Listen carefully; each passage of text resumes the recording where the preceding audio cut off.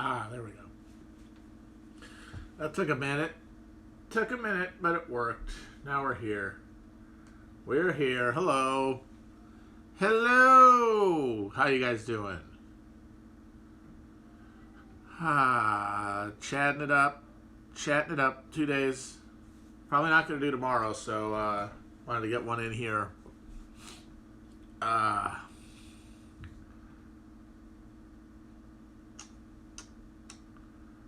Beautiful day in the city. Feeling good. My grill isn't here yet, but when I get it, I'm going to go to town. And as I said, I hope you guys are the first to find out. You guys will be the first to see the setup, which will be very, very elementary. Don't roast me. I'm a virgin griller. I don't need a bunch of smart aleck remarks. And also, maybe show you how I do it, how I cook it up. We'll see. Not yet, though. Right now, I'm in here. I'm in here looking out the window. Trying not to get my neighbor mad at me again. Although now it would be more than just him because it's grilling season, so I got neighbors very close on every side, and someone's going to call the cops if I keep hollering out there. So I'll try to holler in here. Keep hollering about the Anubis right here for you people, and not get me in trouble with the police or anything. I definitely don't need a couple of freaking Staten Island NYPD psychopaths to show up and put me in a chokehold. No, thank you. Hell yes, the Snyder Cut will be released, and I gotta say, I mean, it is absolutely a symbol of creative bankruptcy, and it's a symbol of just the lack. I mean, they're doing this because, one, they're out of ideas, and two, they literally can't make other movies right now. This is just a way to take something that they have and had no use for, and now can actually get some money from. I mean, they're pawning the silverware. It is really a sign that the economy, specifically the entertainment economy, is in a crisis that it might not recover from, and if it does, it won't look the same. But at the same time, God, I want to see it. If it's really 3.5 hours, 3.5 hours of superhero movies by a guy who hates superheroes, specifically Superman, God, it'll be great. It'll be fun. I can't wait. 2021, hope we make it, guys. Hope we make it, fam. Hope we make it so that we can all be in our third quarantine and watch the fucking Snyder Cut.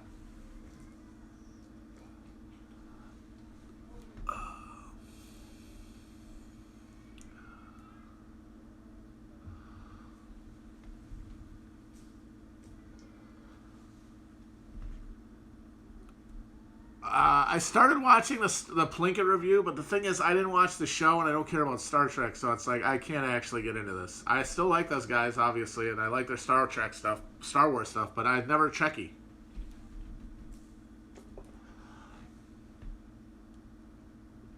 Honestly, podcasts might be one of the few things to survive.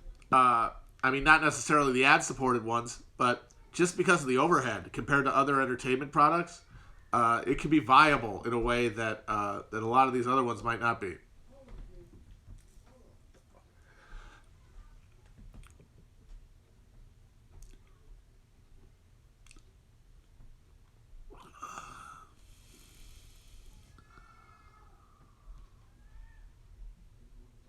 Yeah, that's the other thing is that podcasting can be done in quarantine. I mean, they can't shoot movies right now if they wanted to. If they wanted to make more money off their investments, like the sunk costs of all the debt service for all the maintenance of the physical plant, they can't do it. Anybody can still be recording podcasts. Everyone. Of course, that means you could get a real... Because we thought we hit peak podcast, but that was before this. Now, podcasting, becomes one of the only viable entertainment sectors that can reliably produce new material. People say animated movies, sure, but the turnaround's much, much slower. And, of course, barrier for entry is much higher.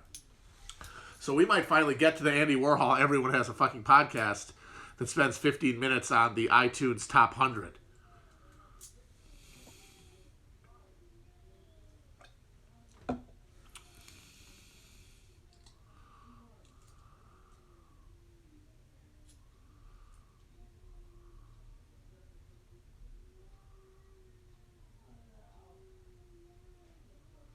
I don't hate Chris Hedges. I just think that he's exactly the kind of guy you don't want on your side in any kind of argument, because he embodies all of the most off-putting elements of left political culture.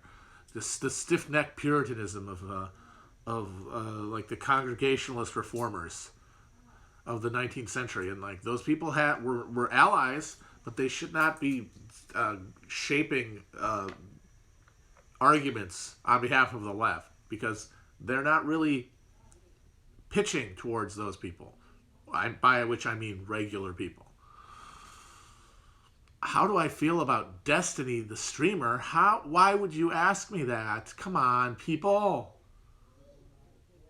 What do I think of Eastwood's Richard Jewell? I've said this before, so I won't say too much more, but I think it's fantastic. I think it's amazing. I feel like for all of the missteps and sort of half-assed shit that he's done in the last 20 years when he's just been banging them out and not really caring too much, he fucking hit a goddamn home run. Just not even trying to, I don't even know. Or maybe he was. Maybe he was trying to get at something with other projects that he couldn't quite put into words. And this is finally the right combination of like true story, point of view character, stakes, to actually stick it. Because Eastwood's movies, and you can look back at even the really bad ones, like American Sniper, which is a terrible movie, it has awful politics, but in addition to that, is a shitty film. It is a bad, even as an action movie, the action scenes are dog shit. Because Eastwood is a corner-cutting motherfucker, of course there's CGI instead of real squibs. Of course, first shot of the movie is him blowing somebody away from long distance, and of course it's Squib City, it's a fucking CGI city.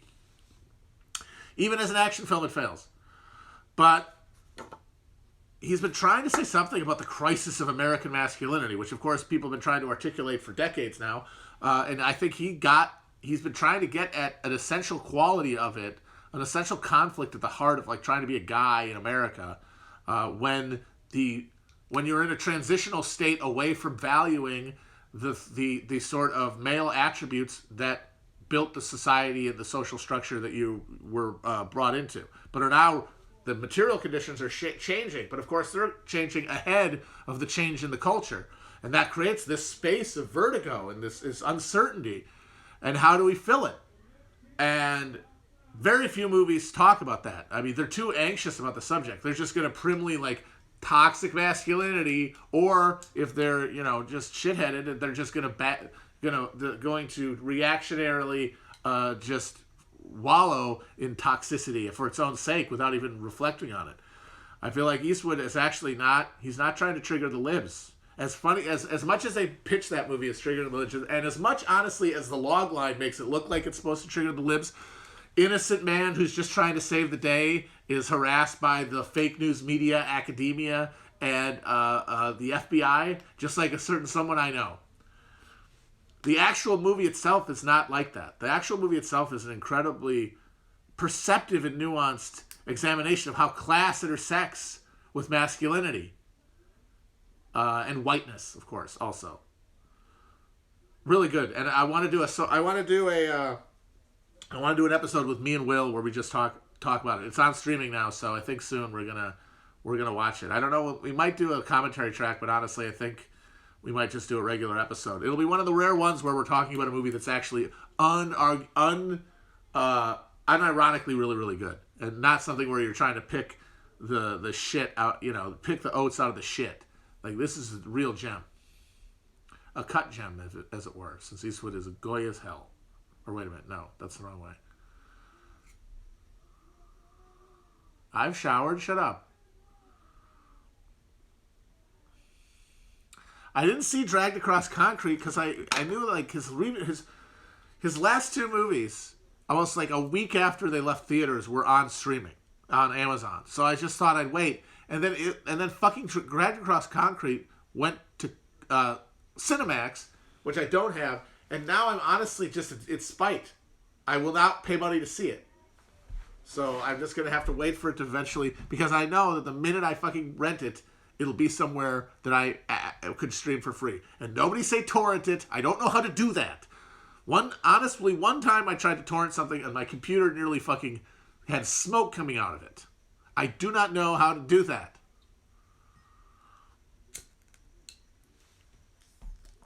I see that Wohl is on. Yeah, but still, that's a hell of a coup. I honestly would not want to talk to Jacob Wohl just because I don't want to pierce the veil. He's doing something that's operating at such a higher level than most other people in comedy, and it's certainly in political comedy. I mean, most importantly, like when you consider the wasteland that is political comedy in this country, the absolute just nadir, the shit level of quality. I mean, my God. Comedy is so bad under Trump that people think we're funny. Our show is funny.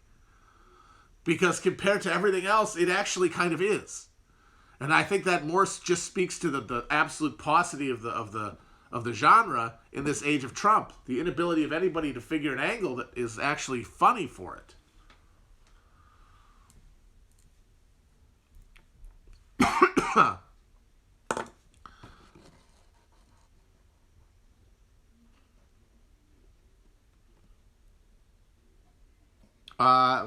So with that the case, with comedy so dog shit in politics, Wohl is the king. Wohl is absolutely killing it.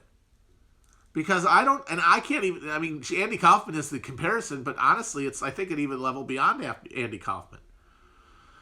Because I feel like Jacob Wohl has truly gotten to the point where he doesn't care what anyone thinks of him. Where he is in turn, like his performance is either a subconscious or a conscious performance of total submission to the psychology of online, to the psychology of fame in the era of the internet.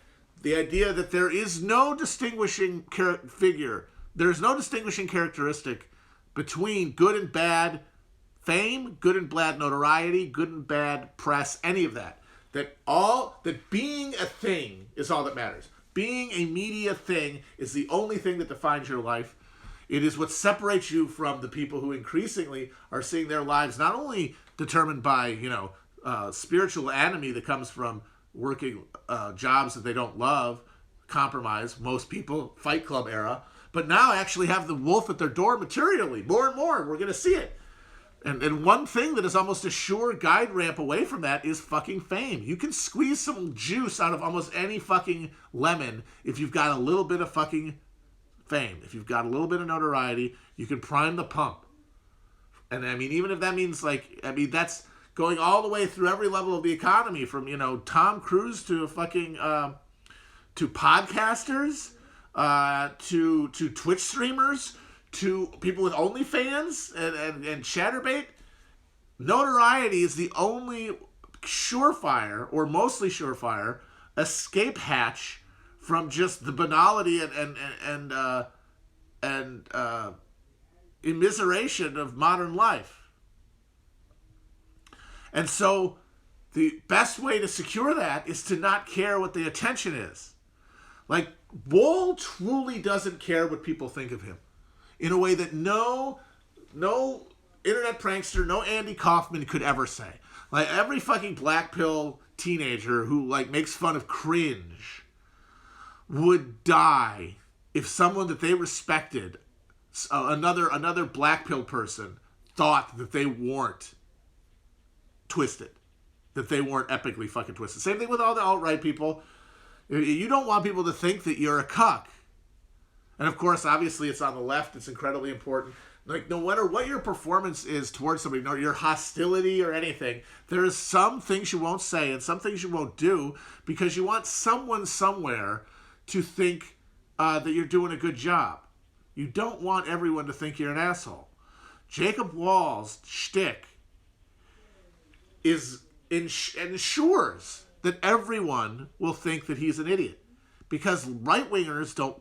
I mean, come on. Like, his stuff is embarrassing. No one takes it seriously. It undermines the right wing. But he's also too absurd for anybody, and he's too good at keeping a poker face for anyone to dare suggest that he might be in on it to the degree that he shouldn't be shunned. And then just like as an operator, he looks like a clown because none of his ops work. They all blow up in his face. It's pure entertainment value. He's doing it purely to entertain. And that entertainment doesn't have to be connected to any feeling about him. And that is pure. All other entertainment, there is a ego. There's an ego hitching a ride that wants to be seen a certain way by certain people. It might be a very small group. Fuck everyone else, but there's someone I want to impress. Someone I want to recognize what I'm trying to do. Who catches the wink. Even if it's a very slight wink, they catch the wink. Wohl, unlike everyone, and I'm like I'm saying, Sam Hyde to fucking Kaufman to everybody, he does not blink. And so I just thought I wouldn't want to talk to him. How can I possibly engage with him? I don't want to assume anything about what he really believes and what he really thinks. And I certainly can't credit anything he would tell me as meaning anything. I mean, is he just totally vapid? Is he a pure product of his environment? Because his dad is a fucking oaf.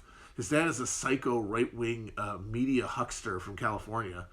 An ambulance chaser, too, I think. Born into this life. I mean, maybe he is just that transparent and that stunted that he has just totally had that worldview impressed upon him to the point that it's translucent even to himself. That would be fascinating. But I wouldn't know from his answers if that were the case or if he's on a 50-level irony regression that no one could possibly follow. I just don't want to tempt fate. You know, I feel like Indiana Jones. When they open the Ark of the Covenant, you close your fucking eyes. But if anybody else wants to interview him, I'll probably listen to that, yeah, but still, I'm just curious. Apparently, Brandon Wardell wanted him to name 5 hot babes. That's kind of funny. I wonder what he said.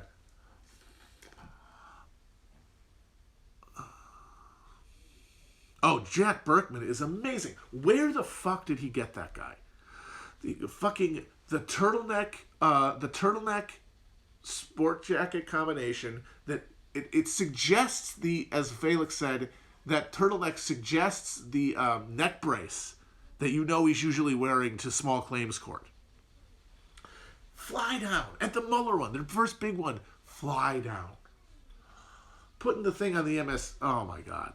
I mean, he looks like a 90s softcore porn actor. He looks like he was in a movie with fucking Shannon Tweed. Like, Hushed Encounters or something. Tampa Nights.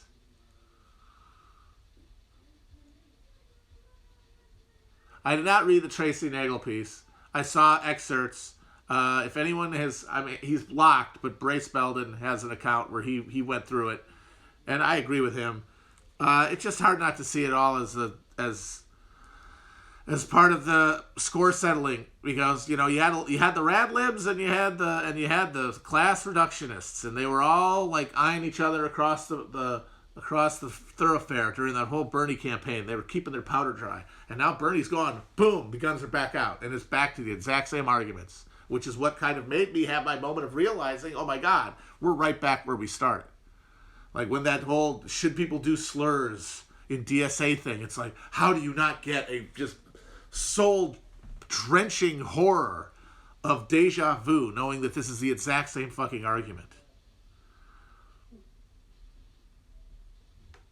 And no one has progressed.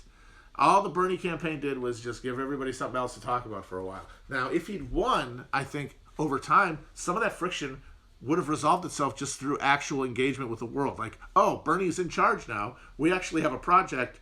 And I think some people would split off and be like, no, fuck this. I need to maintain my sanctity. But I think a lot of people, a lot of the more good faith people who are there and have to be reckoned with and are ignored by both sides would have come together. But sadly, it was abortive. And now a lot of it's just throwing back up the barricades. It's very disappointing to see. I will say that it's very funny that Michael Tracy is writing this article about how Bernie, he didn't have an Americanist enough socialism. Like his populism was not flavored with America because it was too adulterated with the ideas of these radical identitarians online who he has to please.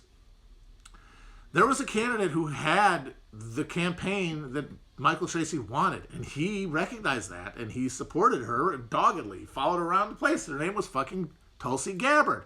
I was at the Iowa cornfuck, and I saw Tulsi Gabbard give her stump speech. I nearly passed out. She does exactly what he talked about. Flag, apple pie, blah, blah, blah. That rad lib Virgil asked her if she was an anti-imperialist, and she said, I'm pro-American. And of course, jaded Brooklynites roll their eyes at that, but that's exactly the kind of answer that Michael Tracey would want to a question like that. And it got her nowhere. And more importantly than it didn't get her nowhere with the voters, it got her nowhere with the press and the party either. She was still persona non grata. She was still the crazy Assad apologist. She was still someone who no respectable person could engage with. So that implies that if Bernie was as indigestible by the party as we all now know he had to have been for what they did, he was that indigestible, then his gestures towards fucking patriotic piety would have fucking been rejected. And the idea that there are some massive people who aren't paying attention to the media to have that shaped, yeah, they weren't paying attention then. They stayed not paying attention. They continue to not pay attention because they are broken off from the political system. That's what we discovered during this campaign. Bernie fucked up a lot of things, but that was the fundamental juncture where it was fucked up. And no amount of messaging at any level of the campaign strategy was going to change that. You needed to change the conveyor belt of ideology to action operating on huge chunks of the working class in this country. And the fucking Sanders campaign was supposed to help jumpstart the movement, but it then was supposed to kick in to create a virtuous cycle. And the kicking in never happened. And that was because if you're not paying attention, you sure as shit don't notice that Bernie Sanders has a flag pin on. You sure as shit don't care that he said that he wanted to abolish ICE. You are not registering these things at the level of political engagement, so they are essentially useless to you. Their information, it's like fucking deep space readings from a fucking SETI antenna array or something.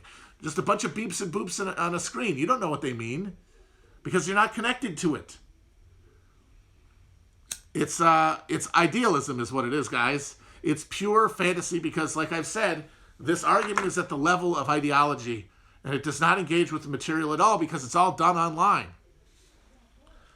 And so that means that all of these ideas are purely generated by this fixation on a web conversation that is not being had by the vast majority of people in this country. And that there is not enough connective tissue between whatever the interests might be represented by the hive mind of Twitter or something, actually impressing themselves on the political process more than things that are rooted in, I don't know, material interest and fucking money. Like the entire media, like the entire both parties. It's just like the task was monumental.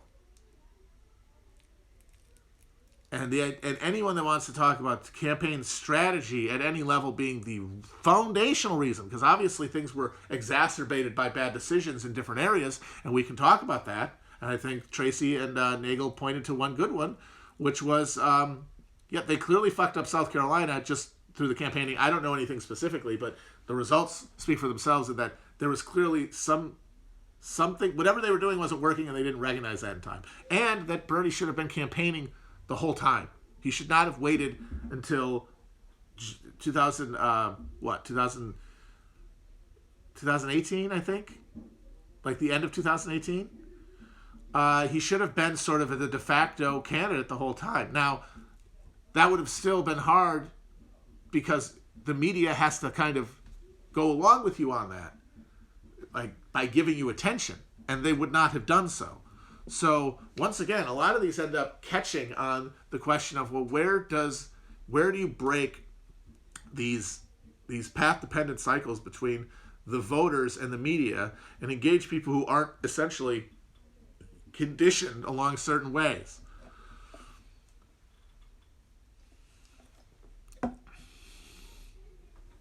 So, but I'm saying those things might have exacerbated it, and like I said, like we always thought, the hope was keep the anti-Bernie people from uniting until it's too late. And that could have worked. Even with the media against him, with a few things, with things going differently. With a smaller Biden victory in South Carolina, for one. Not winning South Carolina, that looks like that would never have happened.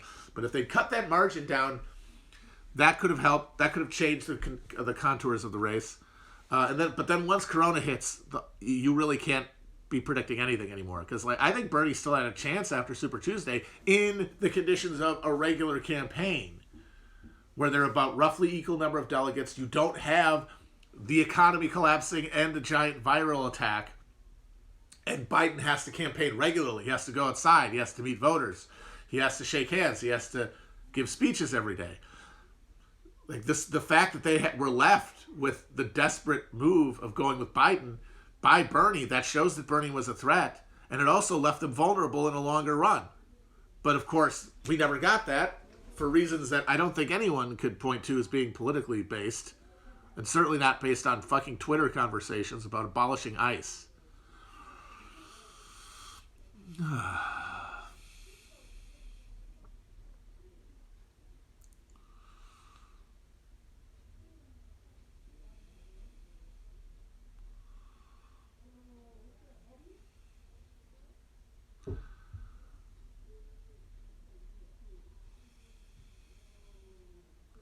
Legacy of Asses has some fun stuff in it.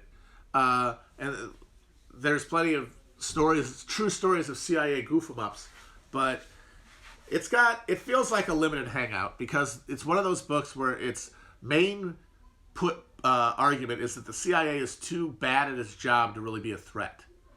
That all of their worst crimes are crimes of incompetence that they then tried to cover up.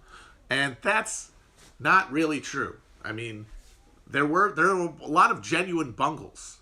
I mean, the way that they got 500 Eastern Europeans, contract agents, killed because they kept dropping them into behind the Iron Curtain while Kim Philby was in the room knowing exactly where every one of them went, and that they'd never noticed for fucking years that every single guy they sent over there got... That was a genuine bungle. Bay of Pigs, another real bungle. But that book doesn't have anything about, for example, the successful shit. And it doesn't really talk as much about... And it doesn't really talk about MK Ultra to any serious extent, or the chaos operation that went along with COINTELPRO, or Gladio and shit like that, which I know is a NATO operation, but the CIA helped set all those organizations up. All that post-war Project Paperclip stuff.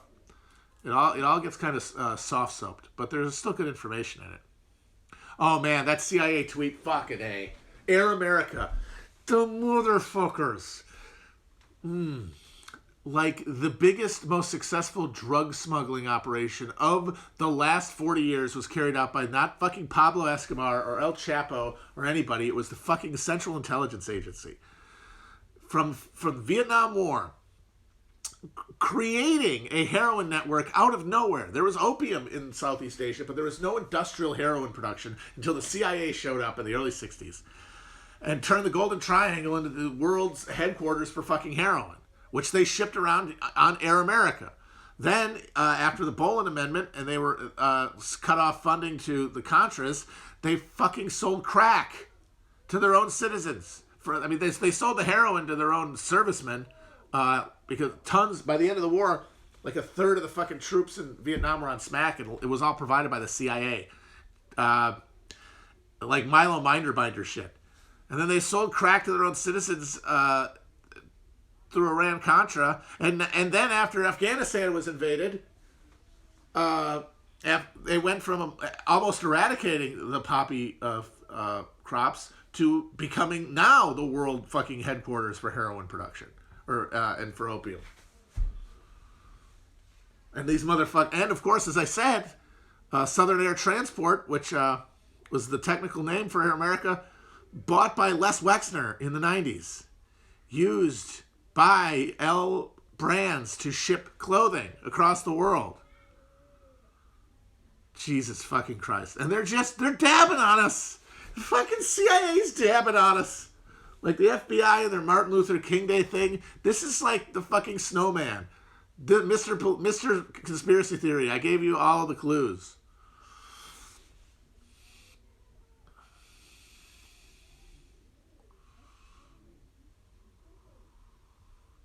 I guess we're just you know what? Fuck it. Fuck it. Masks, entirely off. I think we're definitely in the mask off decades. Cool zone decades, mask off, whatever you want to call them.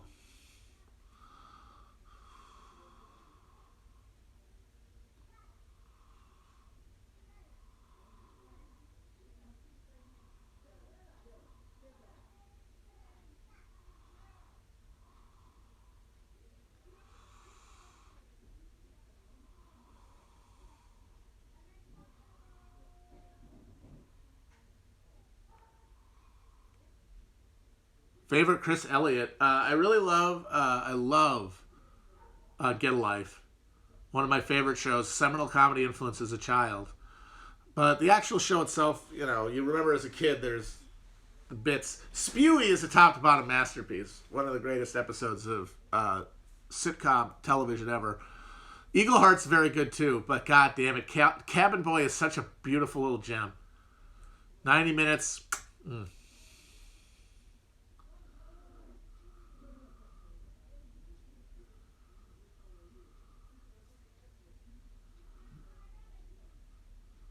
My favorite ice cream is the Stracciatella gelato. I've had a fancy treat tastes.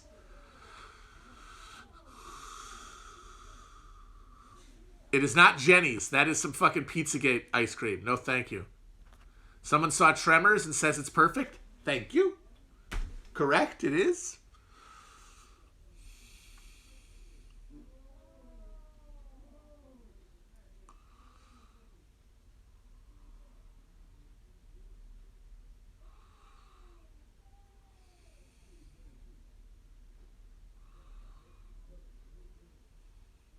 Oh man, I don't know. By July 4th, somebody asked about this, the MAGA protests of the 4th of July. I think everything's going to be out and about by July 4th. And honestly, I'm kind of getting to the point where I think the people who are, I mean, obviously not the protesters, those people are buffoons, but people who are starting to go out, I think that they, honestly, as much as people are yelling at them and thinking of them as either selfish, which, yes, very selfish, but stupid and ignorant, I kind of think that they have a better grasp of the real dynamics at play here than people who are still sitting at home and making sure that they don't even go to their friends' houses or something. Because they might not recognize this, but as I have said, there's not going to be any cavalry coming. There's not going to be any fixing this in a way that allows us to stay inside indefinitely. People are going to have to go back out. And as I have said, that's going to be the attempt to like boost the economy back up. And that's why when Trump was saying that thing about how testing is bad, given that mindset, it's not stupid to think that, because that's going to undermine consumer confidence. Now, somebody else said after that, they said, yeah, but it's not going to work. People aren't going to come out, and the economy's still going to be dog shit. And so it's still stupid. Well, yeah, that is going to happen. But the thing is, the people in charge of us, they are not going to deviate from the course they're on. This disastrous mutual ruination where you ignore the science and you allow the disease to run riot and try to recreate the retail economy. Those are incompatible things, because people are going to get too sick to work and people aren't going to want to go outside. They're not going to want to go to the place because it's still dangerous out. So that means that it won't work, but they're not going to do anything to change this course until they see that it doesn't work. And I'm not saying that in terms of like being an accelerationist. I'm saying realistically, given the people in charge, given the constraints, given their rewards, and given their knowledge and their values and ideology, every vector, they will always think, well, we could open things back up again and it'll get normal. It will open things. They don't have anything else in the toolbox. So they assume this will work. They have to see it not work. And when I say not work, I mean now we have to do something else because the economy is still collapsed and people are now sicker than ever. Something else has to be done. They will not get to that point until they see it fail. So if that's the case, why the hell don't we get it over with?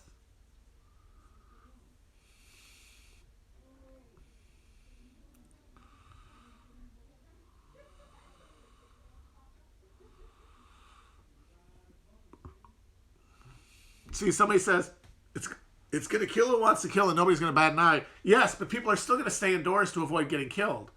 They're not going to bat an eye. They're not going to get too mad at the government for letting this happen. They're not going to have a revolution. But they're also not going to go to the store as much. They're not going to go to the bar as much. They're not going to go to the restaurants. They're not going to spend. They're not going to do this spending that has to fill the giant void that got created by demand basically drying up for 3 months.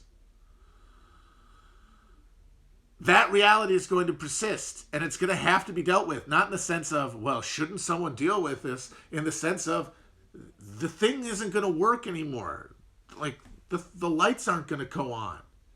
Now, I'm not saying it's going to get to that point, but I'm going to say that has to be on the table as a possibility to get anything to change. To get anything to change. Now, what that change is, yeah, we could be talking about some nightmare like where we, well, I've talked about this in the past, where we hyper police people who are suspected or infected and let everybody else out. But honestly, the thing that could prevent that is just, there's a reason we haven't been able to get together any kind of testing and tracing mechanism, even though that would be obviously good for the economy.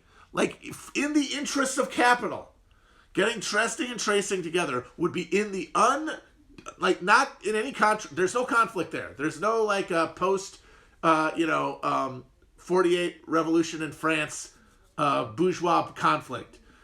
Everybody in charge of everything wants testing and tracing because it would allow commerce. And yet we don't have any.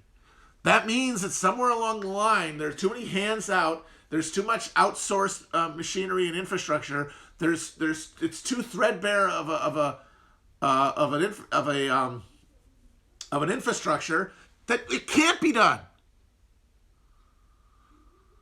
That we can't do it. Like you say, South Korea did it, yes, but South Korea has institutions that can be built up and scaled up to handle this. There's nothing that can be scaled anywhere because everything's been auctioned off. You would have to go stitch it back together.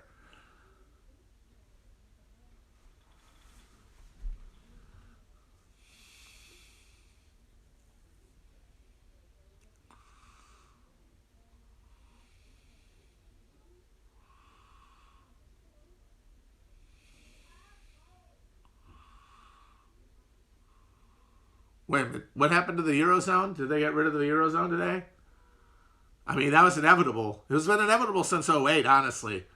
It was just going to need one more push for the Coke machine to fall over.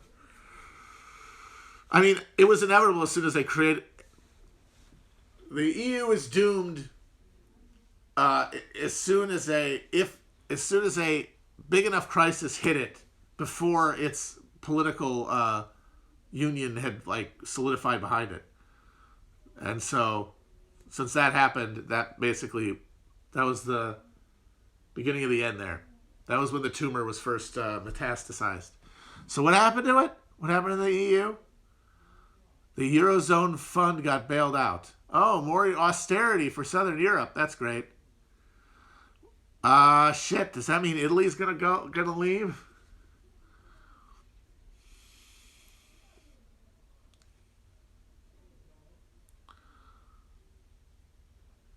Yeah, no. The idea that they're gonna fucking make them borrow the money to avoid their society collapsing. Goddamn fucking Germans, man. Just replace the Panzer with a fucking fountain pen. And now a goddamn gigabyte. Am I right, folks? Crazy world. They ought to sell tickets.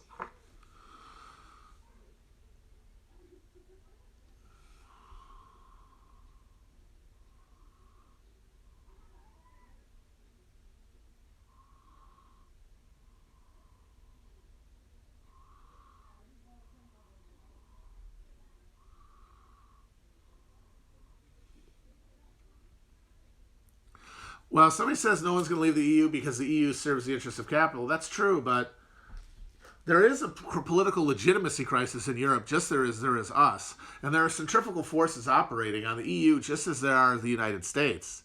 And they're more intense in the EU because the EU identity is much more fragile.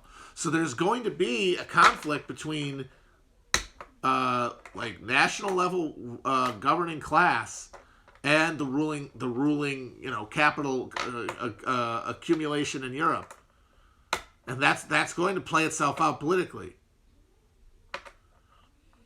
and maybe militarily. Who knows? And that same pressure is happening in the U.S. The U.S. It'll take more for the U.S. to have the same fractures, but I think that those pressures exist, and acting like they're not that they can't go anywhere. I think you're all anyone who says any of that, like nothing will happen. You are assuming that we recover with a speed and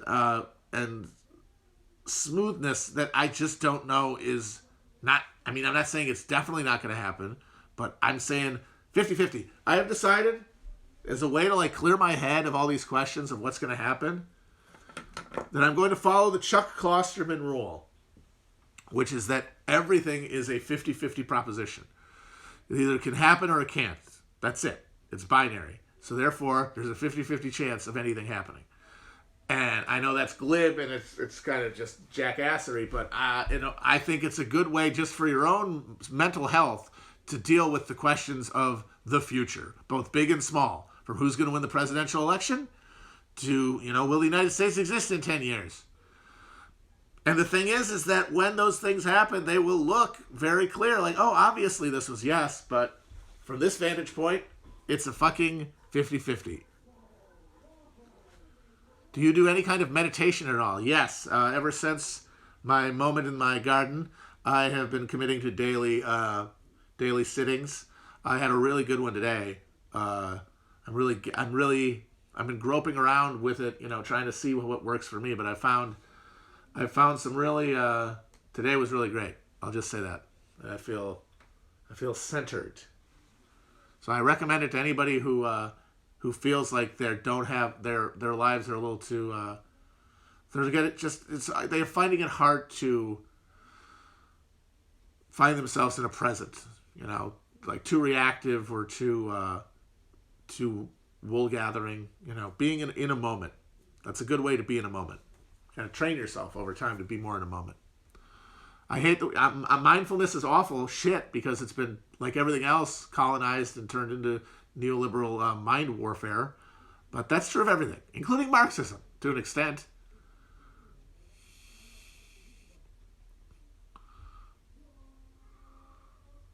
But it's still good advice. The problem is that it doesn't, you don't know what it means because it's just a word. You have to actually like build up an understanding of it over time. That's why it's hard to communicate this kind of stuff to somebody you don't know.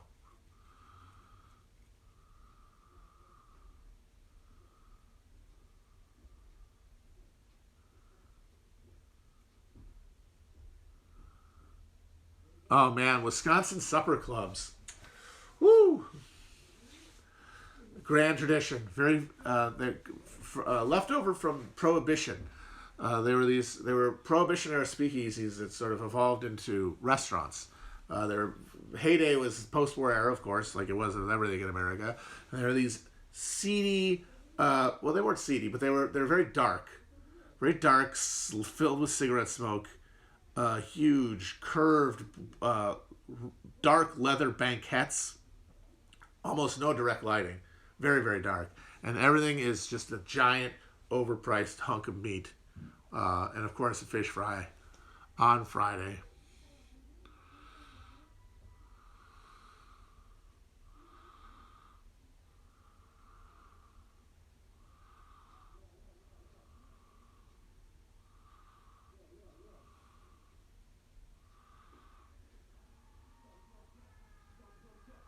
Whoa, people are bellowing tonight.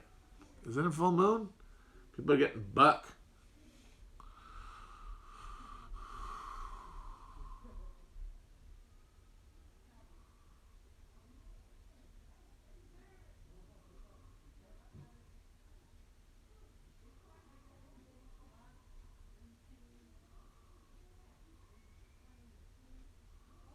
I don't go outside anymore. I said earlier because I don't want my neighbors to get mad at me. I get too excitable sometimes. I've been more chilled out lately, but the problem is I can't really modulate myself. Oh, right, it's 7 o'clock. That's why everyone's going crazy. I totally forgot. Oh, jeez.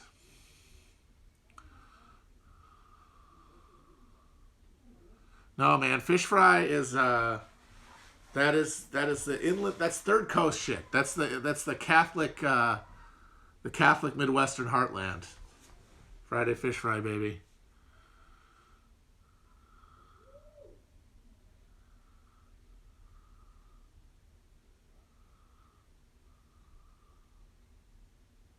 Have I had crawfish? Oh God, yeah. They're not really worth the work, honestly. But I remember one time I was in New Orleans and I had a giant, huge, just cartoonishly heaping pile of catfish, or I mean of crayfish, and just worked through them. My fingers got like bright red. It was fun. You know what? I'm not honoring the boaters because fuck the boaters. That's right, I said it. I am fucking letting down the beautiful boaters. You know why? Because the beautiful boaters let us down. If you guys know anything about that horrific fucking dam rupture in Michigan that's gonna maybe, I don't know, poison half the state because a fucking giant Dow chemical plant's about to get fucking flooded, is a private dam where this asshole owned, and he refused to do repairs on it that were required, or I guess suggested. I guess the rules don't apply anymore at all. I don't understand it. At no point was he just like coerced by the state into fucking maintaining this thing. Anyway, and he wouldn't pay for it because a bunch of fucking disgusting boat shitheads who live on the lake and benefit from this artificial lake that was created for recreation, that they pay for it. And they say, no, you're making money off it, you pay for it. Like, all of you pigs should be paying for this. And instead, they fucking flooded a goddamn town. Gonna give everybody fucking Legionnaire's disease and goddamn microcephaly. And it is an exact historical echo of the Johnstown flood in robber baron era Pennsylvania. It was a private there was a dam near Johnstown, Pennsylvania, that was used to create an artificial lake for the fucking Carnegies and their asshole friends to dick around in, and the fucking straw boaters on fucking pontoon boats, playing banjos or whatever the fuck else. And they just let it go to shit. None of them would pay to repair it, and the motherfucking thing exploded and killed the entire town, and nobody got in trouble at all. It's good to know that we've progressed. So yeah, but those boaters are too just disgustingly pig selfish to conceive of any version of a public good, and they can all fuck off. I used to fucking respect the boaters, and now I don't know anymore. I don't know if I can respect these boaters if they don't have any kind of civic understanding.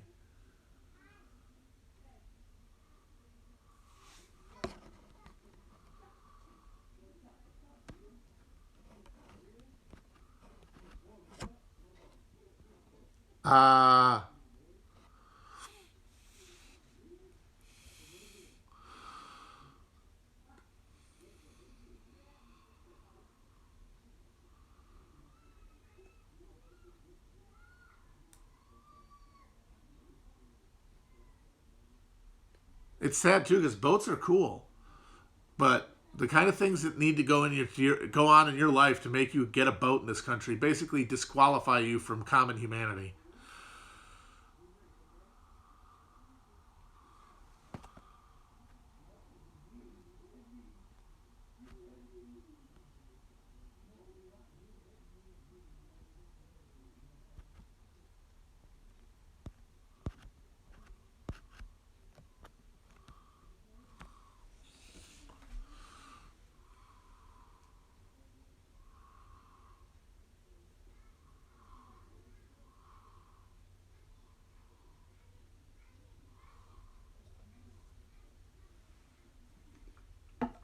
Yeah, if it was Dunkirk, none of those beautiful boaters would cross the channel to save their troops.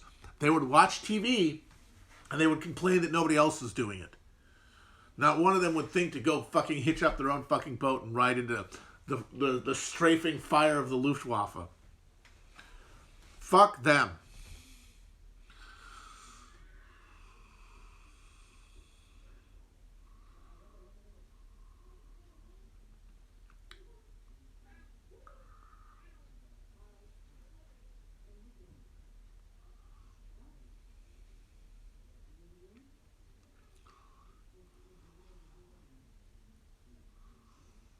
Somebody wants to know about declining birth rates. I mean, that's a consequence of ease, of life, of comfort, of soft. That dumb meme about the hard times making soft people or whatever the fuck. Soft, by the way, things. It's a byproduct of material alienation giving way to spiritual alienation. Because like there's a sweet spot where people want to have a couple of kids, and that keeps birth rates going, but you get to a point and you're either too comfortable to really even conceive of a future, and you're totally focused on your personal pleasure. So why would you need other people around in the future? Or what happens in countries like the U.S. as opposed to more advanced countries with higher standards of living, is that everybody fucking is so terrified of losing their middle class status that they can't have a kid. But if you don't have anywhere of that fear of falling, you'll have many more kids. In fact, you have to have kids. And it's about finding a sweet spot of like assimilation and technology and I mean, it's not going to be a problem anybody's going to have in the future, I don't think. Unless, of course, plastics have really done the number, which is, of course, the scarier idea, which is that it's not just a social phenomenon, or not only a social phenomenon. It's the result of the fucking plastic that we are all ingesting every second of our lives, even before we're born, and that gets into our fucking our endocrine system, and very well could be just decimating sperm counts and shit like that, and making us all literally infertile. Like, we could be going into Children of Men territory. Children of Men, one of my favorite movies. But it looks like we might beat that to the punch. Like, right now it looks like, yeah, birth rate plastic thing, we get that. But we're probably going to do something else, something involving climate change and probably this virus. This virus looks like something interesting. We could probably work with that. But yeah, no, it's good to have in the hip pocket. Down the road, if we make it through this, good to know that we've got the impending mass sterilization caused by omnipresence of fucking petroleum products. Fucking petroleum products. The goddamn dinosaurs. The fucking dinosaurs extincted us. Can you believe it? The goddamn dinosaurs extincted our asses. Those dumb fuckers with the little arms. They extincted us without even trying. Can you believe it? Those fuckers. And we make so much fun of them for just being like, those morons had no idea a big rock was going to come and kill them. It's like, yeah, they couldn't have. They were fucking, they were animals. You are an advanced species. You know what you're doing, and you keep doing it anyway. You are much stupider than dinosaurs. And they killed your ass without even being alive. Apparently, dinosaurs are natural gas, not oil. But guess what? We're also using that shit.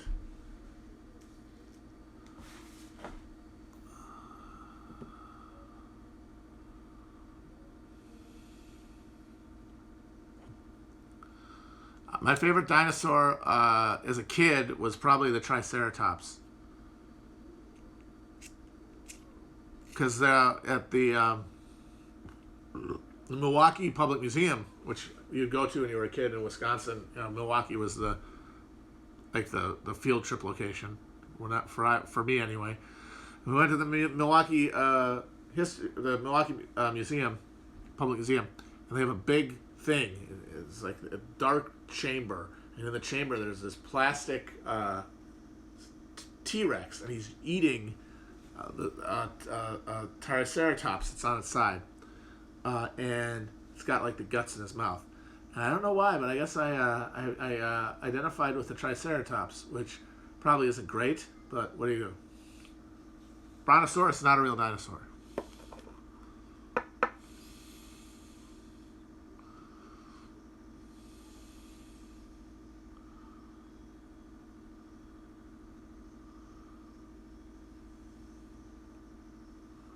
I'm glad somebody enjoys the Triceratops.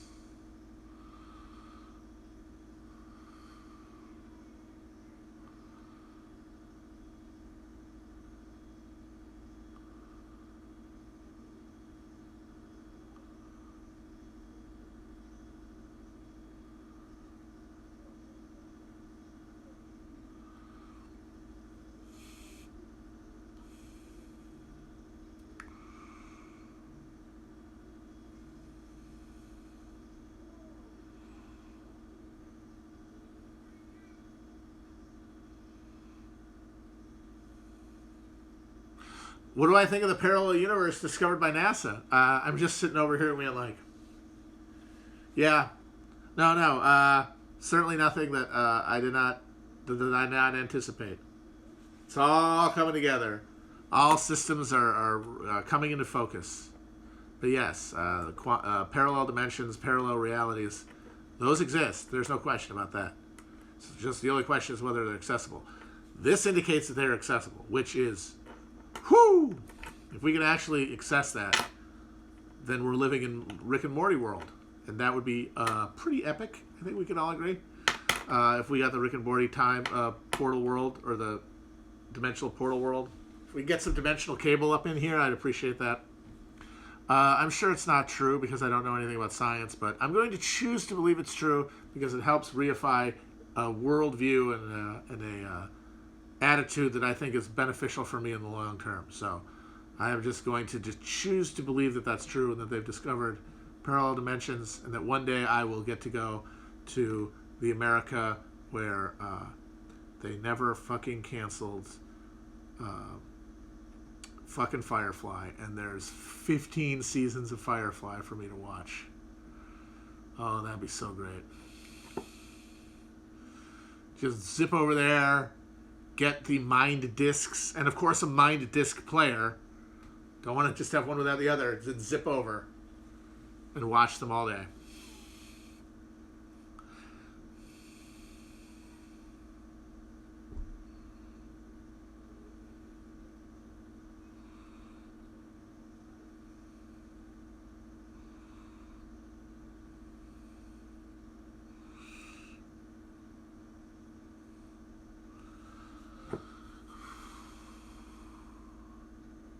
Thank you. I am having a pretty good day. I'm feeling good. Oh man, if we got to live in sliders, that would really redeem a lot of the shitty stuff. It's like, yes, I'm sorry, everything sucked, but you got to go in all these different universes and check out the version of you that actually knew how to dump it. That could. Here's the version of you that could dunk a basketball. Get to check out that guy's life for a while. How awesome would that be?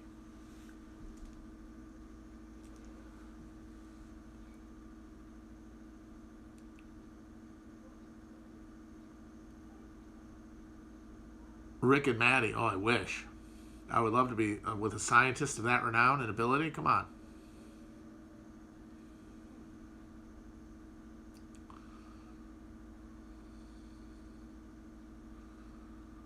What is the ideal slider burger? You know what? I've had fancy ones. I've had ones on little plates at elegant openings and events. I've had them at reclaimed wood, fancy gastro pubs with beer flights available. White Castle, baby. That's right, White Castle. Ooh, goddamn, that's good. Fuck, now you got me craving. I'm not that hungry, thankfully. I won't have to get it, but one of these days I'm gonna have to get it now. Thanks to you guys. You put it in my head. The fucking those greasy little guys, just pop them in. 2 bites, no, 1 bite, bang. Oh, they're so good. What do I get at Culver's? I get the Butterburger. I mean, nothing's as good as that Butterburger because the Butterburger is so much better than other fast food hamburgers. Whereas, like, they have a really good chicken sandwich, and they also have a pork tenderloin sandwich, which you will not find at most other fast food restaurants. But the burg is so much better than other burgers. It's got the crispiness at the edge. Oh, God.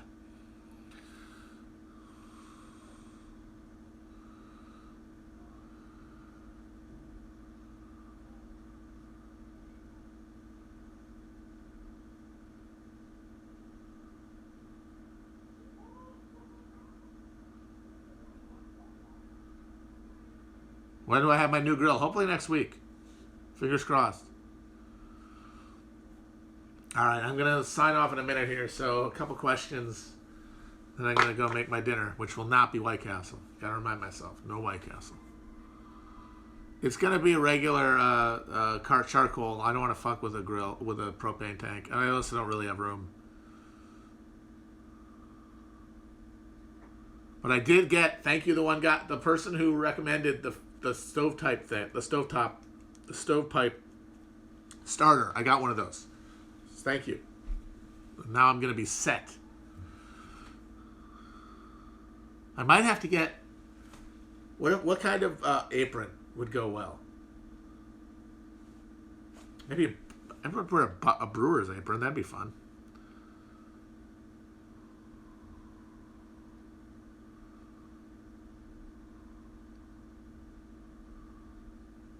I will stream. I will stream. I swear it. As God is my witness, I shall stream my grillings when I begin them. When I commence the grillings, my first my virgin grill voyage before I do anything bigger will be with you guys. How about that? I promise. All right, guys. See you soon. Mwah.